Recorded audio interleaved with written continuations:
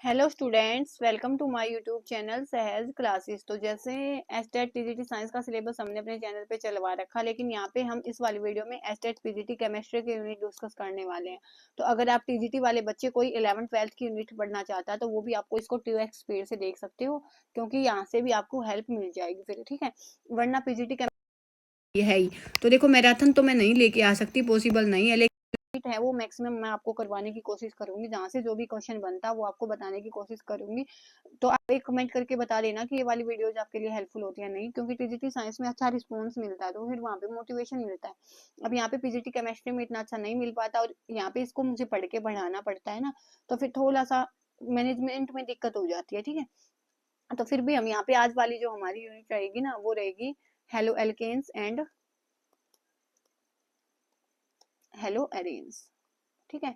उसके बाद देखो 1-2 तारीख तक यहाँ पे मैं सारी यूनिट आपकी करवा दूंगी। जैसे भी 1-2 यूनिट मुझसे होगी, टीजीटी साइज का ऑन होल्ड रखेंगे अब हम 1-2 दिन।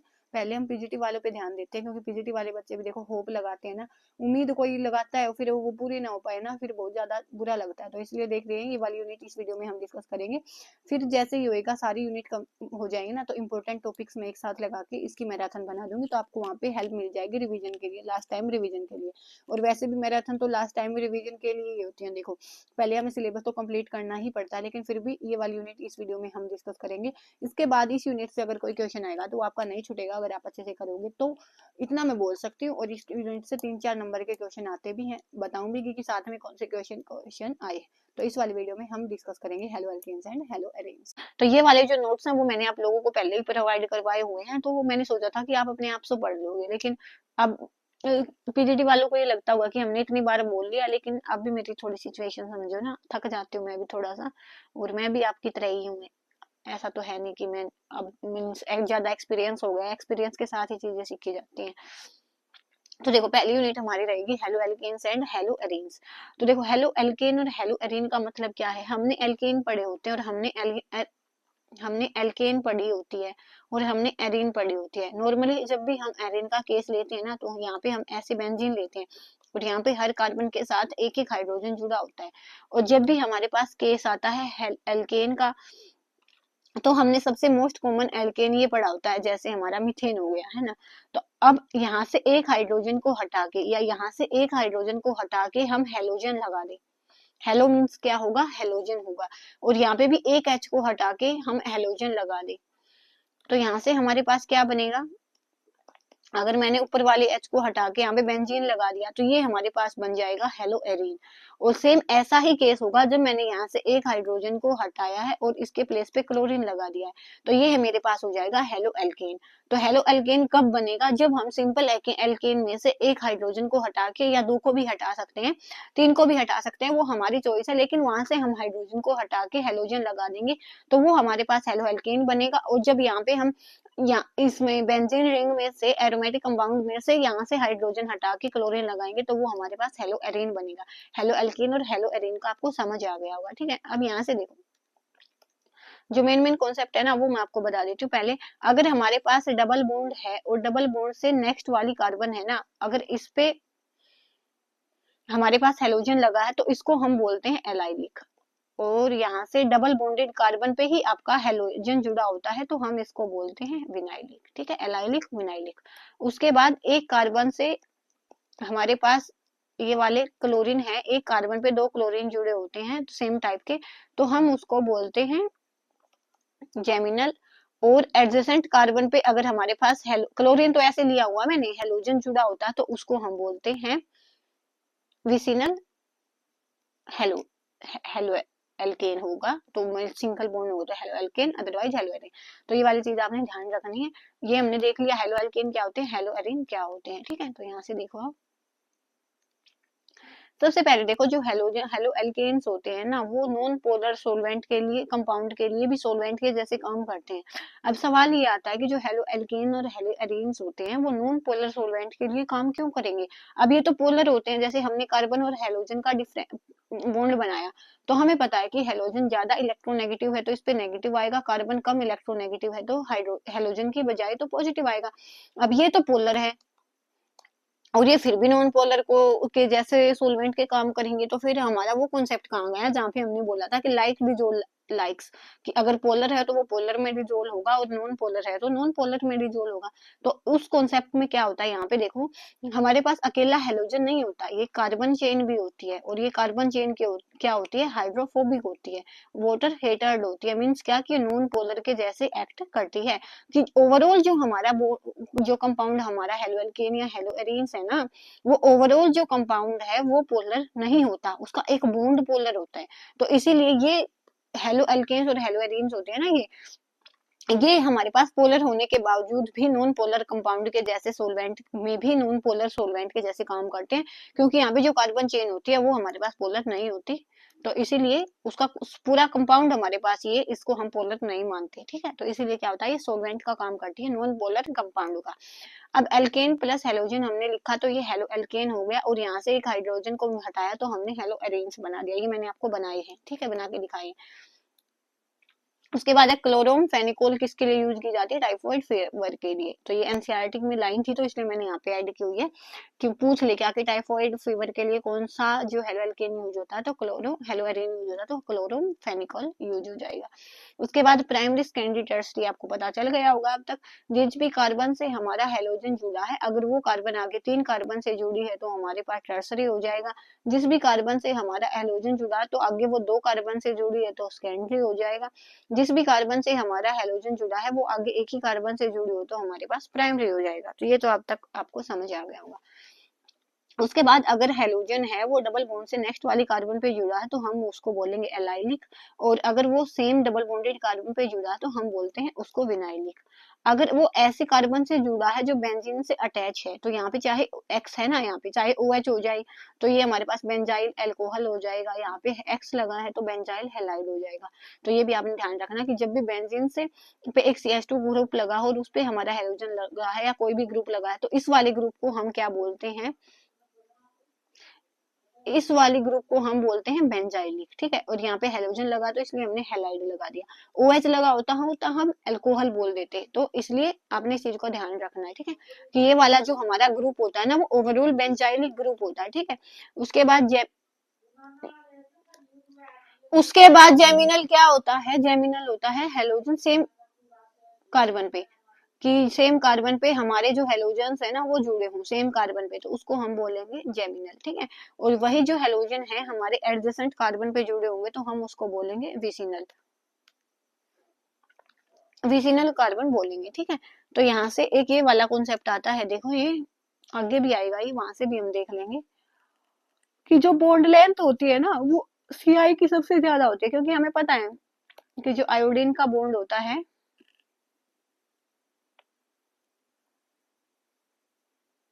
आयोडीन का साइज सबसे ज्यादा होता है, आयोडीन का साइज सबसे ज्यादा होगा तो बॉन्ड लेंथ भी इसकी सबसे ज्यादा होएगी।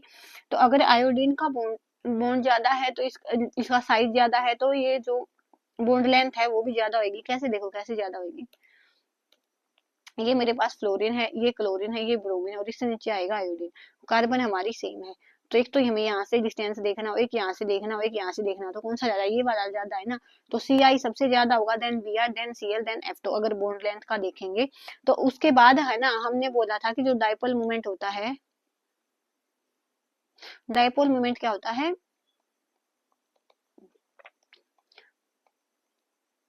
डिस्टेंस मल्टीप्लाई चार्ज होता है ना, चार्ज होता है। तो अगर डिस्टेंस के माने तो हमारा जो डाइपोल मोमेंट है वो CI का सबसे ज्यादा होएगा, और उसके बाद CF का होएगा, Cl का होएगा, देन Cl का होएगा। लेकिन यहाँ पे कॉन्सेप्ट किसका आता है, चार्ज का भी आता है। तो फ्लोरीन है वो सबसे ज्यादा इलेक्ट्रोनेगेटिव है, तो इस वजह से इसका जो डाइपोल मोमेंट है वो ज्यादा होगा। तो ओवरऑल दोनों कॉन्सेप्ट को जब एक साथ लिया गया ना, इस फ्लोरीन वाले को लिया गया एक साथ है, और जो इसका जो इसकी जो इसकी इलेक्ट्रोनेगेटिविटी का और साइज का कॉन्सेप्ट एक साथ लिया गया ना, तो इस वाले ऑर्डर को आपने याद रखना, डाइपोल मोमेंट का। फ्लोरीन का साइज स्मॉल होने की वजह से, बेशक से फ्लोरीन सबसे ज्यादा इलेक्ट्रोनेगेटिव है, इनके केस में साइज की बजाय इलेक्ट्रोनेगेटिविटी वेरी करेगी, मींस प्रेफर हो जाएगी, ठीक है, डोमिनेट करेगी, ये बोल सकते हो। तो फ्लोरीन है वो ज्यादा इलेक्ट्रोनेगेटिव होता है, भले ही नेगेटिव होता है, तो इसकी जो डाइपोल मोमेंट सबसे ज्यादा होना चाहिए था। लेकिन यहाँ पे कॉन्सेप्ट आता क्या कि फ्लोरीन का साइज है वो बहुत ज्यादा स्मॉल होता है, तो इसलिए क्लोरीन की बजाय जो इसका डाइपोल मोमेंट है वो क्या होता है, कम होता है। तो इस वाले ऑर्डर को आपने ध्यान रखना है, ऑर्डर ऑफ डाइपोल मोमेंट। उसके बाद आप इसकी प्रिपरेशन है वो कैसे कर सकते हो, ठीक है। थायोनिल SOCl2 है, उसकी हेल्प से हम इसकी प्रिपरेशन करते हैं। तो जहाँ पे भी आपको SOCl2 दिखे ना, तो आपने एक ही काम करना है, यहाँ से SO2 निकाल दो, HCl निकाल दो, और यहाँ पे क्या मिल जाएगा हमें, अल्काइल हैलाइड मिल जाएगा। और यहाँ से देखो गैसियस प्रोडक्ट मिले हैं ना, अब गैसियस प्रोडक्ट हमें मिले हैं तो हमारी जो रिएक्शन है वो भी कैसे जाएगी, फॉरवर्ड जाएगी। तो यही चीज यहाँ पे बताई गई है। सिंपल आपने याद रखना, जब भी अल्कोहल के साथ हम SOCl2 डालेंगे ना, तो वहाँ पे हमें अल्काइल हैलाइड मिलेगा। तो ये वाली चीज आपने याद रखनी है। कई बार रिएक्शन में ये दे देते हैं ना, और हमें ये बनाना होता है, तो इसको आपने याद में रखना है। उसके बाद एल्कीन से हम कैसे बनाएंगे, तो रेडिकल मैकेनिज्म से बनाएंगे। कैसे, देखो यहाँ पे मैंने लिखा एल्केन से, सॉरी CH4 है और यहाँ पे Cl है। तो यहाँ से ये वाला बॉन्ड रेडिकल मैकेनिज्म से गया, तो यहाँ पे Cl आया, यहाँ पे Cl, इनमें से एक वाला हाइड्रोजन वाला जाएगा, तो ये H और ये Cl। तो एक तो HCl निकल गया और एक ये Cl है, ये इसके साथ आगे लग गया, तो CH3Cl और Cl रेडिकल हमें मिल जाएंगे, ठीक है।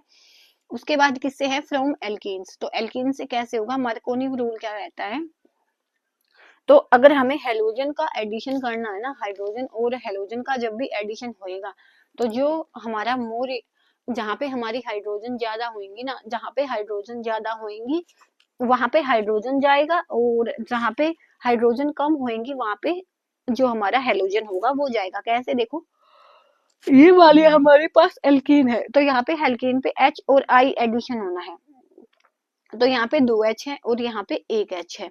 तो H किस साइड जाएगा, जहाँ पे ज्यादा H होंगे, और I किस साइड जाएगा, जहाँ पे कम H होंगे। तो मार्कोनी रूल है वो यही कहता है कि H है ना, H को पसंद करेगा, ऐसे याद रखो आप कि H उस साइड जाएगा जहाँ पे ज्यादा H होंगे। अब यहाँ पे 2 H है तो H तो इस साइड जाएगा, तो यहाँ पे आ गया हमारे पास H2 था ना, तो 3 हो गया, और ये जैसे ये बॉन्ड टूटा तो यहाँ पे हमारा I हो जाएगा। तो क्या हो गया, देखो CH3 CH और इसके साथ लग गया I, और यहाँ पे हो जाएगा CH3। तो एक तो प्रोडक्ट ये बनेगा, दूसरा हमारे पास बने तो गाना दूसरे वाला भी, तो दूसरा हम ये मान सकते हैं कि यहाँ पे I लगे और यहाँ पे H लगे, तो ये वाला, तो इसलिए यहाँ पे माइनर लिखा गया है, यहाँ पे मेजर लिखा गया है, क्योंकि यहाँ पे जो एडिशन होगा ना वो मार्कोनी रूल के अकॉर्डिंग होता है कि यहाँ पे जो, जहाँ पे हमारी हाइड्रोजन ज्यादा होगी वहां पे हाइड्रोजन जाएगा, और दूसरी साइड है वो हमारा हेलोजन जाएगा। ये मार्कोनी रूल के अकॉर्डिंग होता है, तो इसीलिए हमारा ये वाला मेजर होता है और ये वाला माइनर होता है, ठीक है। नेक्स्ट देखो, यहाँ पे ये वाली एल्कीन है और यहाँ पे हमें Br2 का एडिशन करना है, ठीक है। तो Br2 का एडिशन करना है, तो जब हम यहाँ पे Br2 एडिशन करेंगे तो देखो यहाँ पे दोनों ही, यहाँ पे वहाँ पे HBr था तो HI था, तो H और I का एडिशन हो रहा था, यहाँ पे Br का एडिशन होगा तो बॉन्ड टूटेगा और यहाँ पे हमारे पास दोनों Br लगेंगे।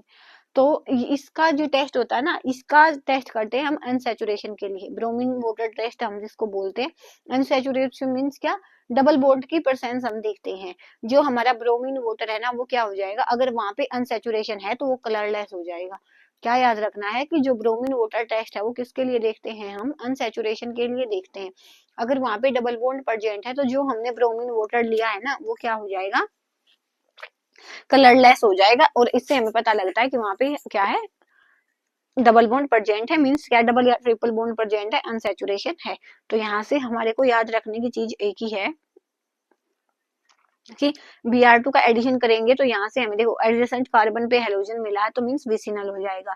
और ये किसके लिए Br2 टेस्ट किसके लिए यूज होता है, अनसैचुरेशन के टेस्ट के लिए यूज होता है। अब ये नेमिंग रिएक्शन है, एक तो फिंकलस्टीन है और एक स्वार्ट्स है। यहाँ पे आपने याद रखना है कि फिंकलस्टीन के केस में देखो, दोनों के केस में मिलने तो हमें क्या लग रहा है, हैलाइड ही लग रहा है ना, और यहाँ से लिविंग ग्रुप के जैसे भी यही काम कर रहा है, तो Cl भी अब यहाँ से आयोडीन ऐड होगा तो बचे हुए यहाँ पे काम करेंगे, तो Cl और Br है वो यहाँ पे किसके जैसे, रिएक्टेंट के जैसे काम करेंगे। तो इस वाले में आपने बस इतना याद रखना है कि फिंकलस्टीन में क्या बनेगा, आयोडीन का कॉम्प्लेक्स बनेगा। और स्वार्ट्स में कैसे याद रखोगे, देखो स्वार्ट्स मीन्स, स्वार्ट्स अगर हम बाई चांस मिस प्रोनाउंसिएट करें तो ये क्या हो जाएगा, स्पोर्ट्स। स्पोर्ट्स से आपको क्या याद आएगा, फुटबॉल। फुटबॉल का F से हम क्या बनाएंगे, फ्लोरीन। तो जब भी यहाँ पे फ्लोरीन बनेगा तो हम बोलेंगे कि स्वार्ट्स रिएक्शन हुई है, और जब भी यहाँ पे आयोडीन होगा तो हम बोलेंगे फिंकलस्टीन रिएक्शन हुई है। ये वाला क्वेश्चन आया हुआ है पहले, ये वाली बना के दे देंगे और आपको एग्जाम्पल पूछेंगे कि ये किसका है। तो जैसे ही आपको आयोडीन दिखेगा ना तो आपने याद रखना है कि ये किसका एग्जाम्पल होगा, फिंकलस्टीन का होगा। ठीक है।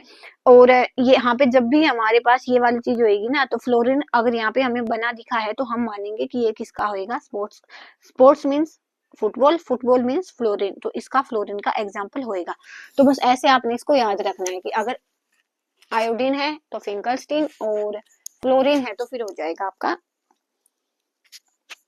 स्वार्ट्ज रिएक्शन हो जाएगा। ठीक है, तो ऐसे आपने इसको याद रखना है। उसके बाद देखो क्या है कि preparation, preparation of hello arenes है। तो बस इसमें इन दोनों रिएक्शन में आपने इतना ही याद रखना है। उसके बाद क्या है, प्रिपरेशन ऑफ हेलो एरेन्स की, जो हेलो एरेन्स है ना उनको हम प्रिपेयर कैसे करेंगे। तो इनका जो प्रिपरेशन मेथड होता है वो होता है इलेक्ट्रोफिलिक सब्स्टिट्यूशन रिएक्शन। तो देखो इलेक्ट्रोफाइल है ना वो सब्स्टिट्यूशन रिएक्शन होता है। अब यहाँ पे क्या होता है, हम हेलोजन बनाएंगे, तो लेकिन यहाँ पे देखना है आपने फ्लोरीन नहीं लेंगे, हम फ्लोरीन नहीं बनाएंगे। यहाँ पे फ्लोरीन का कॉम्प्लेक्स नहीं बना सकते क्योंकि जो फ्लोरीन होता है वो हाईली रिएक्टिव होता है। तो यहाँ पे अगर आप देखोगे तो आपने क्लोरीन देखने को मिलेगा, ब्रोमीन देखने को मिलेगा, आयोडीन नहीं देखने को मिलेगा, फ्लोरीन वो फ्लोरीन है वो देखने को नहीं मिलेगा क्योंकि फ्लोरीन वो बहुत ज्यादा रिएक्टिव होता है, तो इसलिए आपको फ्लोरीन देखने को नहीं मिलेगा। तो यहाँ पे हमने लिया है टोल्यून, और यहाँ से जब हमने इसको करवाया है Fe की परसेंस में करवाया, तो यहाँ पे हमें मिल गया देखो ऑर्थो पे क्या हेलोजन मिला है, और इस ओवरऑल को हम क्या नाम दे रहे हैं, टोल्यून दे रहे हैं, तो ऑर्थो हेलो टोल्यून मिल गया। यहाँ पे हमें पैरा हेलो टोल्यून मिल गया। और फ्लोरीन से क्यों नहीं पेयर होगा, क्योंकि फ्लोरीन है वो हाईली रिएक्टिव होता है। तो यहाँ से आपने बस इतना याद रखना है कि यहाँ से अगर आप इलेक्ट्रोफिलिक सब्स्टिट्यूशन करवाओगे ना तो फ्लोरीन का कॉम्प्लेक्स आपको नहीं देखने को मिलेगा क्योंकि फ्लोरीन हाईली रिएक्टिव होता है। यहाँ पे आपको क्लोरीन दिख सकता है, ब्रोमीन दिख सकता है, आयोडीन दिख सकता है।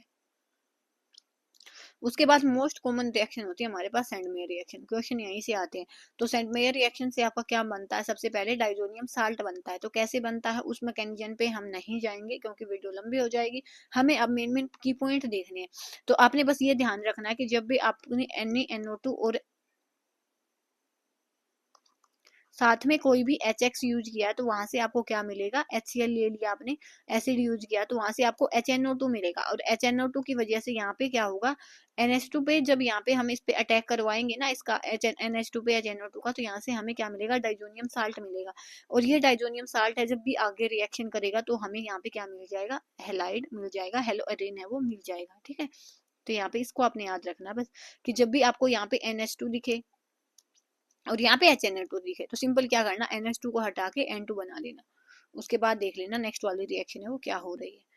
उसके बाद हम देख रहे हैं इसकी फिजिकल प्रॉपर्टी।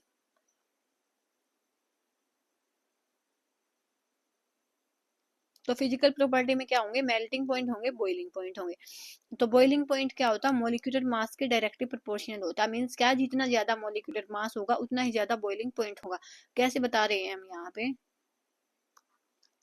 कि हमने CH3OH लिया है और CH2OH लिया है, और हमसे पूछ ले कि इसमें से किसका बॉइलिंग पॉइंट ज्यादा होगा।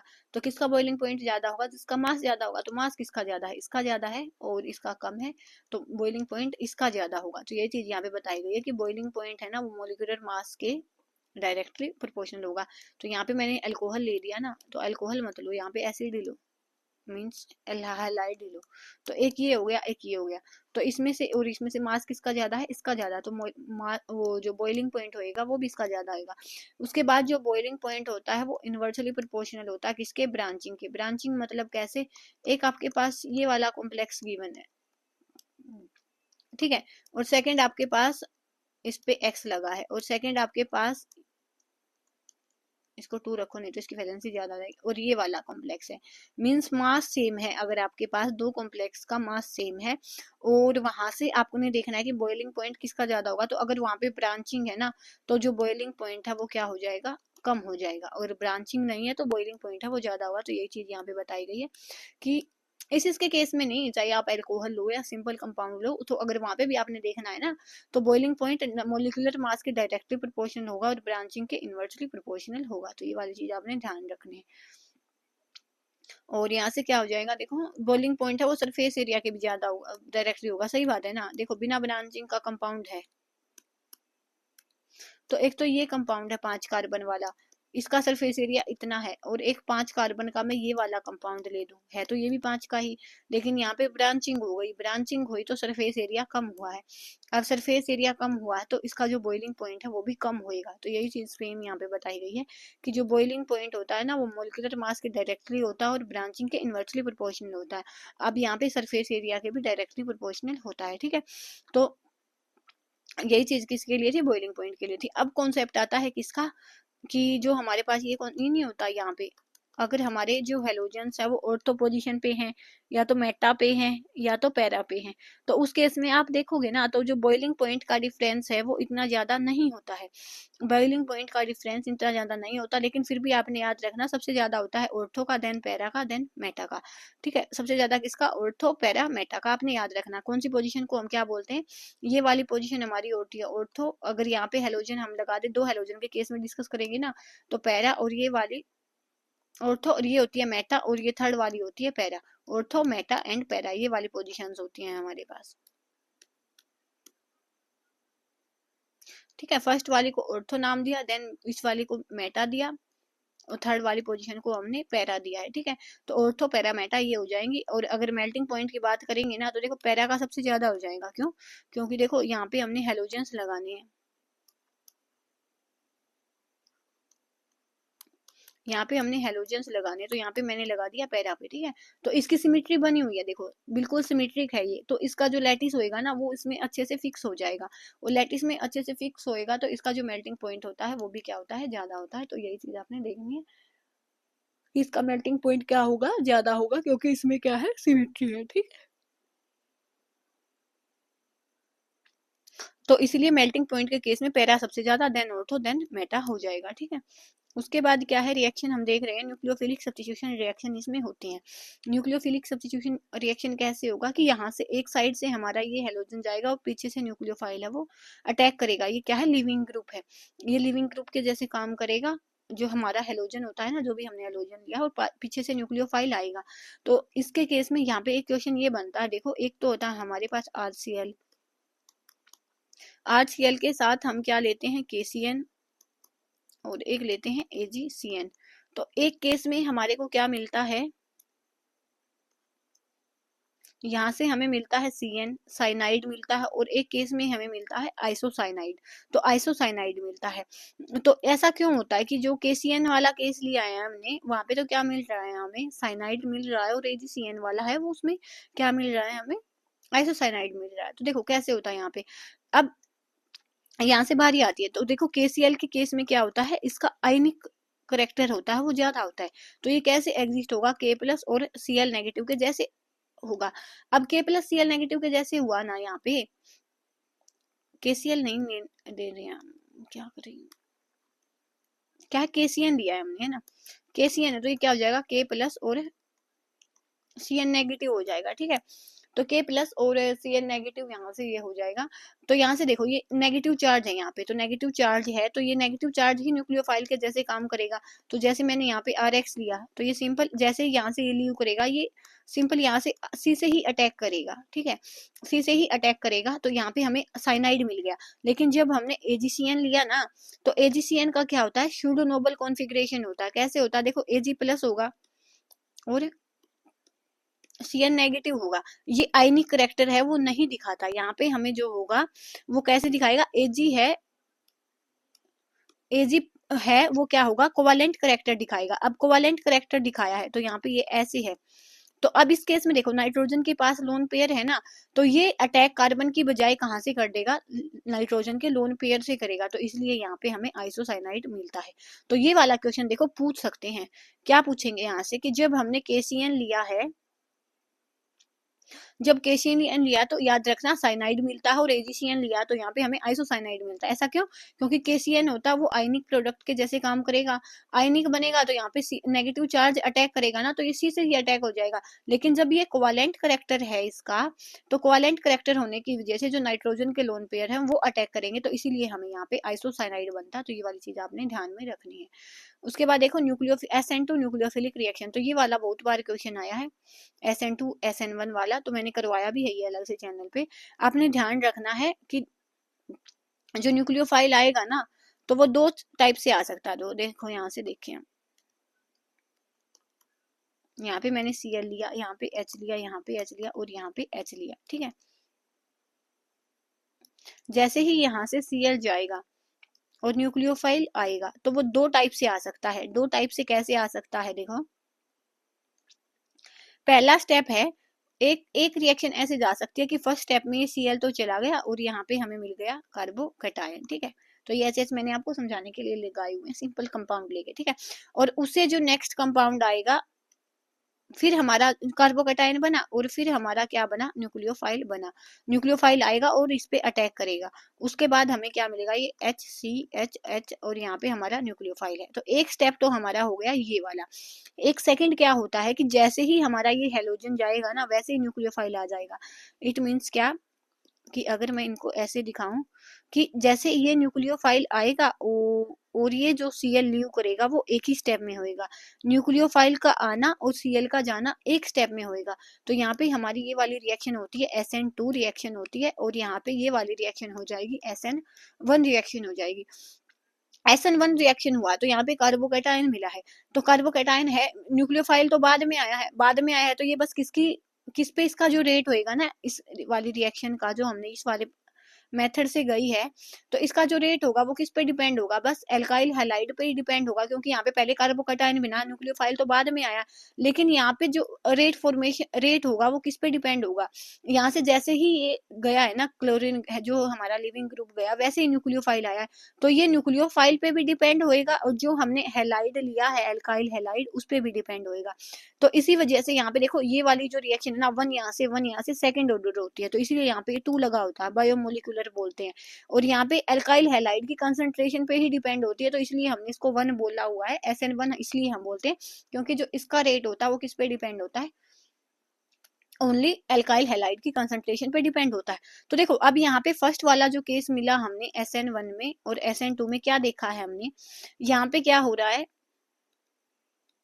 कार्बोकैटायन बन रहा है। तो कार्बोकैटायन बनेगा तो जितना ज्यादा कार्बोकैटायन स्टेबल होगा उतनी ही हमारी रिएक्शन फास्ट होगी। तो SN1 का ऑर्डर हम कैसे देखेंगे, टर्सरी, सेकेंडरी, देन प्राइमरी। और SN2 में क्या हो रहा है कि एक साथ ही न्यूक्लियोफाइल आ रहा है और एक साइड से ही जो लिविंग ग्रुप है वो जा रहा है। तो यहाँ से देखो पहले से ही इतनी भीड़ है, तो अगर यहाँ पे H है, हमारे जो H है ना, अगर उनको हमने CH3 बना दिया तो भीड़ भाड़ और भी ज्यादा हो जाएगी, तो रिएक्शन है वो स्लो हो जाएगी। तो इसलिए SN2 के केस में हम क्या देखते हैं, स्टीरिक हिंड्रेंस देखते हैं। तो प्राइमरी सबसे ज्यादा, देन सेकेंडरी, देन टर्सरी। हर बार क्वेश्चन आता है इस वाले टॉपिक से, तो बस आपने देखना है कि SN1 का पूछा है, SN2 का पूछा है। SN1 का पूछा है तो आपने ये वाला ऑर्डर लगाना है, SN2 का पूछा है तो ये वाला ऑर्डर लगाना। क्यों SN2 में ऐसा क्यों, क्योंकि यहाँ पे जो कार्बोकैटायन देखा हमने, अब ये क्यों बोल रहे हैं हम टर्सरी ज्यादा है, तो ये वाला भी बता ही देती हूँ। देखो S3 है, CH3 है, CH3 है, तो यहाँ पे प्लस इफेक्ट है, प्लस है। एक तो देखो ये 3 ग्रुप हैं वो प्लस को स्टेबलाइज कर रहे हैं, एक नेक्स्ट वाले में मैं 2 लगा दूं कि 2 ही स्टेबलाइज कर रहे हैं, तो स्टेबलाइजेशन यहाँ पे ज्यादा होगा ना, इसलिए टर्सरी सबसे ज्यादा है। लेकिन जब हमने SN1 का केस लिया तो यहाँ पे देखो, अगर मैंने यहाँ पे भी CH3 लगा दिया, यहाँ पे भी CH3 लगा दिया, यहाँ न्यूक्लियोफाइल है, यहाँ पे भी CH3, तो स्टीरिक हिंड्रेंस है ना वो बहुत ज्यादा हो जाएगी। तो इसलिए टर्सरी का SN2 के केस में रेट सबसे स्लो होता है। तो ये चीज यहाँ पे बताई गई है।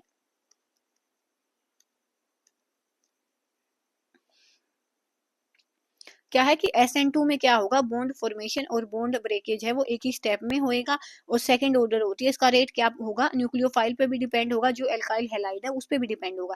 यहाँ पे कोई भी इंटरमीडिएट नहीं बनता, इन्वर्जन होता है कि अगर हमारा इस साइड से न्यूक्लियो लिविंग ग्रुप गया है ना, तो उसकी दूसरी साइड से हमारा क्या आएगा, न्यूक्लियोफाइल आएगा, ठीक है। उसके बाद SN1 का भी हमने देख लिया, सिंगल स्टेप रिएक्शन होती है, इसमें इंटरमीडिएट बनता है, सिंगल स्टेप नहीं होगी। यहाँ पे क्या होगा, इंटरमीडिएट बनेगा, तो सिंगल स्टेप नहीं होगी। SN1 क्या होगी, 2 स्टेप रिएक्शन होगी, पहले इंटरमीडिएट बनेगा जैसे हमने देखा ना। तो इसलिए इस पे रेट है, बस इसकी कंसंट्रेशन पे डिपेंड होगा हैलाइड की पे। तो इसीलिए क्या होता है, यहाँ पे 1 लिखा होता है, यहाँ पे टर्सरी सबसे ज्यादा, देन सेकेंडरी, देन प्राइमरी और उसके बाद सिंपल एल्केन, ये भी हमने देख लिया। उसके बाद देखो लिविंग ग्रुप को जाना है ना, तो लिविंग ग्रुप किसमें सबसे अच्छा जाएगा, सबसे ज्यादा अच्छा लिविंग ग्रुप कौन सा होता है, iodine, then bromine, then chlorine, then fluorine. तो रिएक्शन फास्ट सबसे ज्यादा किसमें होगी, आयोडीन में, then bromine, then chlorine, then fluorine. और यहाँ पे कार्बोकैटायन बना है तो यहाँ पे हाइब्रिडाइजेशन sp2 हो जाएगी, sp2 हो जाएगी, तो यहाँ पे रिटेंशन होएगा। इस चीज का भी आपने ध्यान रखना कि SN1 में क्या होती है, रिटेंशन होती है। मीन्स जहां से न्यूक्लियोफाइल जाएगा, जहां से लिविंग ग्रुप जाएगा, न्यूक्लियोफाइल वहीं से आएगा। लेकिन इस केस में क्या होगा, SN2 में जो न्यूक्लियोफाइल अगर यहाँ से गया है तो जो लिविंग ग्रुप अगर यहाँ से गया है तो न्यूक्लियोफाइल उसके अपोजिट आएगा। यहाँ पे क्या होगा, इन्वर्जन होगा। इन्वर्जन मीन्स न्यूक्लियोफाइल और जो लिविंग ग्रुप जिस साइड से जाएगा, न्यूक्लियोफाइल उसकी अपोजिट साइड से आएगा। लेकिन इस केस में क्या होगा SN1 में कि न्यूक्लियोफाइल जहां से जाएगा ना, जो पता नहीं क्यों उल्टा बोल रही हूँ मैं, लिविंग ग्रुप जहां से जाएगा वहीं से न्यूक्लियोफाइल आएगा। ठीक है, तो SN1 ऐसे हो जाएगा। उसके बाद क्या है, ऑप्टिकल आइसोमेरिज्म। तो ऑप्टिकल आइसोमेरिज्म हम कैसे देखते हैं, देखो क्या होता है ऑप्टिकल आइसोमेरिज्म। जैसे देखेंगे कि हम लाइट पास करेंगे, ठीक है, और लाइट है, वो लाइट देखेंगे ना, जब हमारे कंपाउंड में से पास करेंगे तो पोलैरोमीटर होगा, वो हमें बताएगा। अगर उसने एंटी क्लॉकवाइज रोटेशन दी है तो वहां पे लीवो हो जाएगा, और क्लॉकवाइज दी है तो वहां पे डेक्स्ट्रो हो जाएगा। उसके बाद देखो एसिमेट्रिक कार्बन क्या होती है, अगर सारे जो सब्स्टिट्यूएंट है ना कार्बन पे अलग अलग जुड़े हो तब हम उसको एसिमेट्रिक कार्बन बोलते हैं। कैसे, जैसे यहाँ पे ABCD, तो सारे कार्बन पे ग्रुप जुड़े हैं, सारे ही अलग हैं, तो उस केस में हम इसको क्या बोलते हैं, एसिमेट्रिक कार्बन बोलते हैं। दो चीजें आती हैं हमारे पास, नॉन सुपर इम्पोजेबल इमेज और सुपर इम्पोजेबल इमेज। तो देखो कैसे देखेंगे, जैसे मैंने लिखा है यहाँ पे, जैसे मैं आपको बताऊं, एक यहाँ पे मैंने गोला लगाया और एक यहाँ पे गोला लगाया, तो इस वाले गोला था मेरे पास, इस वाले गोले की मैंने यहाँ पे ये इमेज बनाई है, ठीक है। और अब सुपर इम्पोजिबल का मतलब क्या है कि ये इमेज आई है और इस इमेज को मैं यहाँ से उठाऊं और इस वाले के ऊपर रखूं तो वो एज इट इज इस पे फिट हो जाएगी। तो इसका मतलब ये होता है कि वो सुपर इम्पोजेबल है, ठीक है। उसके बाद सेकेंड एग्जाम्पल मैं अपने हाथ का लूं, देखो जैसे यहाँ पे ये वाला हाथ बना हुआ है, ये वाला बना हुआ है, तो अगर सेम मैं ऐसे ही बनाने की कोशिश करूं, तो ड्राइंग पे मत जाना, और इसकी इमेज मैं यहाँ पे बनाऊंगी तो वो क्या हो जाएगी, ऐसे हो जाएगी ना। इमेज में क्या होता है, लेफ्ट राइट में जाता है और राइट लेफ्ट में जाता है। तो अगर मैं इसको यहाँ से उठा के ऐसे यहाँ पे रखूंगी तो क्या ये फिट होगा, नहीं फिट होगा। तो इस केस में हम क्या बोलते हैं, ये क्या है, नॉन सुपर इम्पोजेबल इमेज है। और ये ऊपर वाली क्या थी, सुपर इम्पोजेबल थी, कि ऐसे हमने उठाया इस पे डाला तो ये फिट हो गई। लेकिन नीचे वाली है, जब हम इसको उठा के इस पे डालेंगे तो वो फिट है, वो नहीं होगी। तो इसलिए हमारे पास ये होती है नॉन सुपर इम्पोजेबल और ये होती है सुपर इम्पोजेबल। ठीक है, तो ये भी हमने देख लिया। उसके बाद देखो यही चीज यहाँ पे बताई गई है कि अगर हमने, देखो ये वाला कंपाउंड यहाँ पे लिया गया, यहीं से बताऊंगी आपको कि ये वाला कंपाउंड हमने लिया है और ये वाला कंपाउंड लिया है, अगर यहाँ से हमने न्यूक्लियोफाइल डाला है, ठीक है, और यहाँ से क्या होगा कि जिस भी देखो यहाँ पे एक्स हमारा यहाँ पे लगा है, अगर जिस भी सिमिट्री से यहाँ से ये जो लिविंग ग्रुप जाएगा, जो न्यूक्लियोफाइल है वहीं पे आके लग गया, तो ये हमारे पास क्या हुई, रिटेंशन हुई। मीन्स जहां से हमारा लिविंग ग्रुप गया है वहीं से न्यूक्लियोफाइल आ गया, तो उसको हम क्या बोलेंगे, रिटेंशन बोलेंगे। जस्ट इसका उल्टा अपोजिट हो जाएगा कि यहाँ से हमारा देखो, यहाँ से तो गया था हमारा लिविंग ग्रुप, लेकिन जो ये लगा है ना न्यूक्लियोफाइल, ये उसके अपोजिट साइड मिला है, तो इसको हम क्या बोलते हैं, इन्वर्जन। कि जब न्यूक्लियोफाइल और लिविंग ग्रुप है वो अपोजिट हो तो हम उसको इन्वर्जन बोलेंगे, और एक साइड हो जैसे जहां से गया है और वहीं पे आ गया हो तो उसको हम रिटेंशन बोलेंगे। अब यहाँ से हमें इसको हमने ए माना और इसको बी माना, तो जब हम बोलते हैं ना कि ए प्लस बी हमें दोनों मिल गए, तो उसको हम बोलते हैं क्या, रेसिमिक मिक्सचर बोलते हैं। कि दोनों का हमें जो इन्वर्जन और रिटेंशन दोनों कॉन्फ़िगरेशन हम जब मिलते हैं तो उसको हम बोलते हैं रेसिमाइजेशन, ठीक है। तो अभी आप देखो रेसिमिक मिक्सचर हमें मिला है, ऐसा हम बोलते हैं। अब एलिमिनेशन देखो, एलिमिनेशन में क्या होना चाहिए, एलिमिनेशन क्या होता है कि एलिमिनेट हो जाए वहां से। क्या एलिमिनेट होगा कि जब भी आपने, ये वाला क्वेश्चन भी बहुत बार रिपीट होता है, तो देखो इसको भी अच्छे से करना है। एल्कोहलिक KOH हम लेंगे, KOH हम क्या लेंगे, तो KOH का क्या क्या होता है, बेस होता है, तो H प्लस हटाएगा, तो यहाँ से ये H प्लस गया, यहाँ से ये हेलोजन गया, तो यहाँ पे हमें एल्कीन मिल गई, ठीक है। और मोर सब्स्टिट्यूटेड एल्कीन है वो प्रेफर की जाती है। कैसे, देखो मैं यहाँ से दिखाऊंगा आपको, जैसे यहाँ पे था, यहाँ पे मेरा X था, ये H था, और बेस की प्रेजेंस में होता है, तो बेस क्या करेगा, यहाँ से H प्लस निकालेगा। तो इस केस में बेस के पास यही चीज बचती है, बीटा। देखो यहाँ पे इस वाली पोजीशन पे ये जुड़ा है ना, है लिविंग ग्रुप, तो अल्फा ये वाला पोजीशन, तो ये आपने देखना कि बीटा H को निकालता है। कैसे, कि यहाँ से H प्लस को निकाल लेगा, तो यहाँ पे क्या आया, नेगेटिव साइन। जैसे ये हेलोजन गया नेगेटिव लेके तो यहाँ पे आया पॉजिटिव, नेगेटिव पॉजिटिव आपस में बॉन्ड बना के, ये तो बस आपको समझाने के लिए। तो यहाँ पे हमें एल्कीन मिल गई। तो इस केस में तो कोई दिक्कत वाली बात हमें नहीं हुई। ठीक है, नेक्स्ट केस हम देखते हैं कि हमने ले लिया CH3 CH CH3 CHX और CH3। ठीक है, ये वाला केस हमने लिया। अब नेक्स्ट देखो एल्कोहलिक KOH तो हम इसमें भी डाल सकते हैं ना, डाल सकते हैं। तो अब हमने इसमें डाल दिया एल्कोहलिक KOH, तो KH करेगा H प्लस निकाल देगा। तो देखो ये वाली पोजीशन है अल्फा, तो बीटा इसके इधर भी है और बीटा इसके इधर भी है ना। तो दो पोजीशन जाएंगी, दो पाथ से ये वाली रिएक्शन हो सकती है। तो अगर हमने इस वाले पाथ को 1 दिखाया और इस वाले पाथ को 2 दिखाया, तो हमने मान लिया 2 वाले से इसने H2 और H करो, तो यहाँ से H निकाली है, और यहाँ से जैसे ये जाएगा तो एल्कीन हमें क्या मिली, इधर वाले पोर्शन पे तो फिर कोई इफेक्ट नहीं होगा, CH डबल बॉन्ड CH2 मिल गई। ठीक है, और यहाँ से जाएगा इस वाले से ये वाला जो H है ना, ये वाला जाएगा, और जैसे ये बनेगा तो यहाँ से एल्कीन हमें मिलेगी। तो ये बनाते हैं CH3 डबल बॉन्ड CH, और ये हो जाएगा CH3। तो देखो यहाँ पे क्या होगा, मोर सब्स्टिट्यूटेड एल्कीन है ना वो बनेगी। तो कैसे देखेंगे मोर सब्स्टिट्यूट, जैसे ये वाली एल्कीन है, इस पे क्या है, यहाँ पे एक H है, ठीक है, और यहाँ पे देखो इस वाली एल्कीन की इस कार्बन पे 2 मिथाइल ग्रुप हैं, और यहाँ से जो एल्कीन मिली है ना, तो यहाँ पे भी H है, यहाँ पे भी H है, तो कौन सी ज्यादा सब्स्टिट्यूट हुई, ये वाली, इस पे मिथाइल ग्रुप ज्यादा है, तो इसमें प्रेफर ये वाली होगी ना कि ये वाली। तो बस ऐसे आपने देखना है कि कौन सा प्रोडक्ट है मोर प्रेफरेबल होगा, जहाँ पे आपकी एल्कीन है वो मोर सब्स्टिट्यूटेड बनेगी। हटाना आपने बीटा हाइड्रोजन को ही है। तो यहाँ पे यही चीज है कि मोर सब्स्टिट्यूटेड एल्कीन है ना आपकी, वो बनेगी।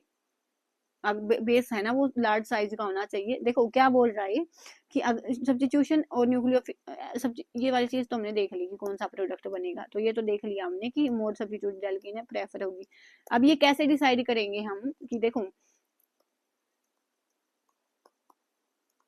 एक्स है और यहाँ पे हमने बेस डाला, तो कैसे डिसाइड करेंगे हम कि हमारे पास सब्स्टिट्यूशन होगा या न्यूक्लियो या एलिमिनेशन होगा।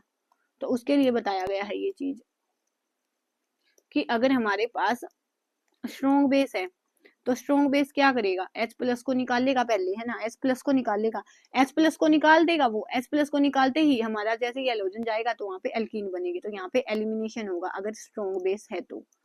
अगर वीक बेस है, वो H प्लस को नहीं निकाल पाया, तो जैसे ही यहाँ से हेलोजन जाएगा तो वो आके यहाँ पे लग जाएगा न्यूक्लियोफाइल के जैसे, तो वहां पे क्या होगा, सब्स्टिट्यूशन होगा। वीक बेस है तो सब्स्टिट्यूशन होगा, स्ट्रॉन्ग बेस है तो एलिमिनेशन होगा। अब देखो अगर हमारा जो बेस है ना वो हिंडर्ड है, मीन साइज का ज्यादा है, तो फिर वो सब्स्टिट्यूशन नहीं दिखा पाएगा। फिर वो कैसे एक्ट करेगा, बेस के जैसे एक्ट करेगा, स्ट्रॉन्ग बेस के जैसे एक्ट करेगा, और वो यहाँ से इसको H को निकाल देगा और हमें क्या मिलेगा, एलिमिनेशन का प्रोडक्ट है वो देखने को मिलेगा। तो यही चीज यहाँ पे बताई गई है कि बेस लार्ज होएगा, लार्ज साइज का होएगा, तो वो क्या करेगा, सब्स्टिट्यूशन है वो नहीं दिखा पाएगा, वो एलिमिनेशन वहां पे दिखाएगा। उसके बाद मेटल्स के साथ कैसे रिएक्शन होगी इसकी, जैसे हमने देखा था ये था, और Mg क्या है, यहाँ से क्या होगा, हमें मिलता है RMgX, ग्रिग्नार्ड रिएजेंट हम इसको बोलते हैं। तो कैसे होता है यहाँ पे कि Mg है ना वो यहाँ पे इंसर्ट हो जाता है, तो RMgX हमें मिला। उसके बाद देखो हमारी जो पीरियोडिक टेबल है उसमें कार्बन सारी मेटल से ज्यादा इलेक्ट्रोनेगेटिव होता है। तो अब यहाँ से Mg है और यहाँ पे R होगा, तो ये वाली चीज किसके लिए दिखाई देती है, देखो वैसे हमने जनरली देखा है जब भी हम रिएक्शन देखते हैं ना, तो हमने कार्बन पे पॉजिटिव साइन देखा होता है, लेकिन इस केस में क्या होता है, कार्बन पे नेगेटिव साइन होता है। तो कार्बन पे नेगेटिव साइन क्यों करवाने के लिए हम क्या करते हैं, इसको ग्रिग्नार्ड रिएजेंट को के साथ रिएक्ट करवाते हैं, ग्रिग्नार्ड रिएजेंट हम बनाते हैं वहां से। तो यहाँ पे इस मैग्नीशियम की बजाय कार्बन ज्यादा इलेक्ट्रोनेगेटिव है, तो यहाँ पे नेगेटिव साइन आ जाता है, तो इसलिए हम ये वाले रिएक्शन करवाते हैं। अब है वुड्स रिएक्शन, तो वुड्स रिएक्शन में क्या होता है, दो हेलो एल्केन्स होते हैं, सोडियम की प्रेजेंस में हम करवाते हैं। तो यहाँ से आपको क्या मिलेगा, सिंपल एल्केन मिलेगा। तो ये किसके लिए होती है, सिंपल हेलो एल्केन्स के लिए होती है वुड्स रिएक्शन, याद रखनी है। वुड्स किसके लिए होगी, हेलो एल्केन के लिए होगी, बस ये याद रखनी है यहाँ से। उसके बाद देखो कि हेलो एरेन्स की रिएक्टिविटी कम होती है, क्यों, क्योंकि देखो अब यहाँ पे Cl है, कई चीजें होती हैं, Cl है, तो वो क्या करेगा, अपने इलेक्ट्रॉन को डोनेट करेगा, ऐसे डोनेट करेगा तो ये रेजोनेंस है वो ऐसे जाएगा, ऐसे रेजोनेंस गया,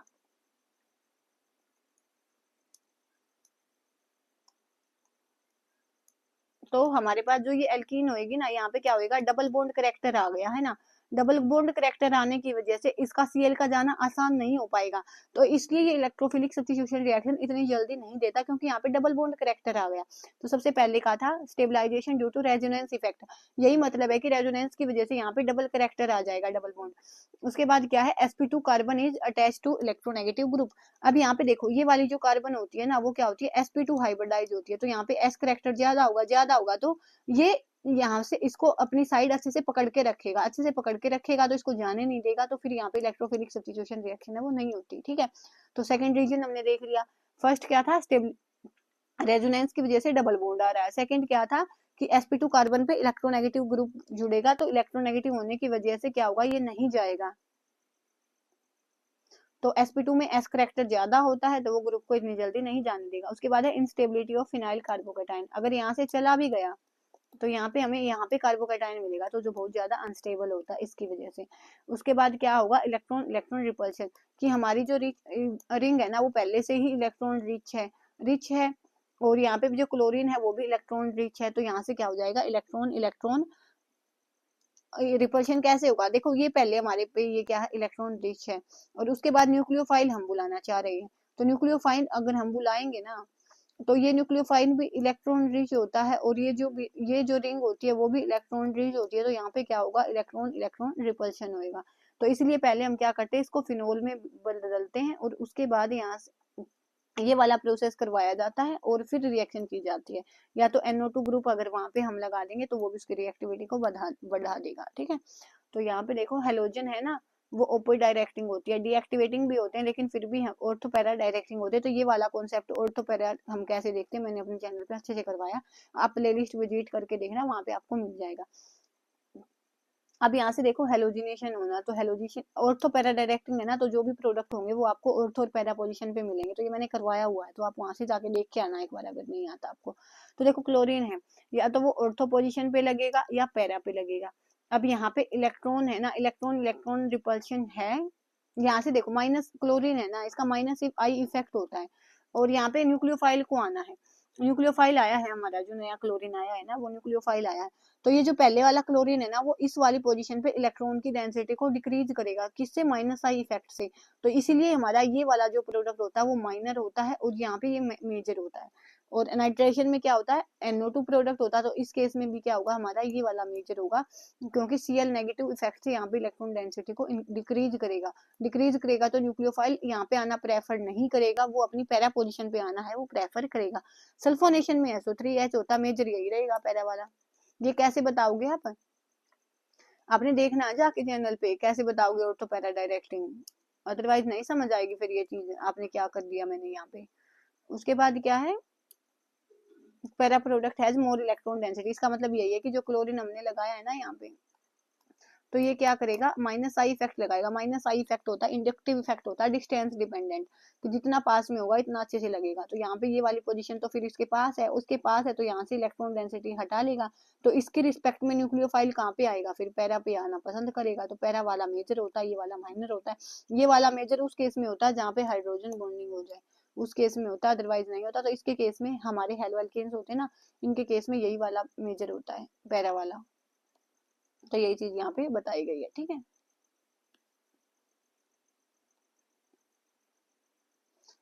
हाँ, ऑर्थो पैरा डायरेक्टिव वाला वहां से आपने देखना ही है। वुड्स में हमने क्या देखा था, वुड्स में हमने देखा था कि हेलो एल्केन्स की रिएक्शन होगी फिटिंग में, ये बस आपने ऐसे याद रखना है ये। जैसे वुड्स में हमने देखा था एल्केन्स थे, हेलो एल्केन्स थे, और फिटिंग में क्या होगा, हेलो एरीन्स होंगी, दोनों ही क्या होंगे यहाँ पे, हेलो एरीन्स होगी। आर है ना वो एराइल ग्रुप होगा, और वुड्स और फिटिंग को मिला देंगे तो हम क्या बनेगा, एक एराइल हो जाएगा और एक अल्काइल मिल जाएगा, मिलेगा हमें सिंपल एल्केन्स ही। क्या देखा हमने कि यहाँ पे एराइल ग्रुप होगा, वुड्स में सिंपल एल्काइल ग्रुप होगा, फिटिंग में एराइल ग्रुप होगा, और वुड्स फिटिंग में एराइल और अल्काइल दोनों का मिक्सचर होगा, एक एल्काइल होगा और एक एराइल होगा, ठीक है। उसके बाद ये है R22 फ्रीयन रेफ्रिजरेंट में क्या यूज होता है, R22 यूज होता है, किससे बनता है, क्लोरोफॉर्म से बनता है। फोस्जीन क्या होता है, CuCl2 होता है, ठीक है। उसके बाद ये वाला फॉर्मूला याद रख सकते हो, DDT का, डाइक्लोरो डाइफिनाइल ट्राइक्लोरो इथेन, तो ये हो जाएगा। तो यहाँ पे ये वाली यूनिट हमारी फिनिश होती है। तो होपफुली देखो मैं समझाने की बहुत कोशिश करती हूँ, होप आपको ये समझ आ रही होगी, तो आप कमेंट सेक्शन में बता देना। देखो क्योंकि एक एक कमेंट मोटिवेशन देता है, इसके अलावा कमेंट से कुछ भी नहीं होता और मुझे पता चल जाता है कि ये वाली चीज़ें मुझे आगे कंटिन्यू करनी चाहिए या नहीं करनी चाहिए। तो आज के लिए हम बस इतना ही करेंगे, नेक्स्ट वीडियो में हम मिलेंगे नेक्स्ट टॉपिक के साथ। तब तक के लिए धन्यवाद। Thanks for watching my video.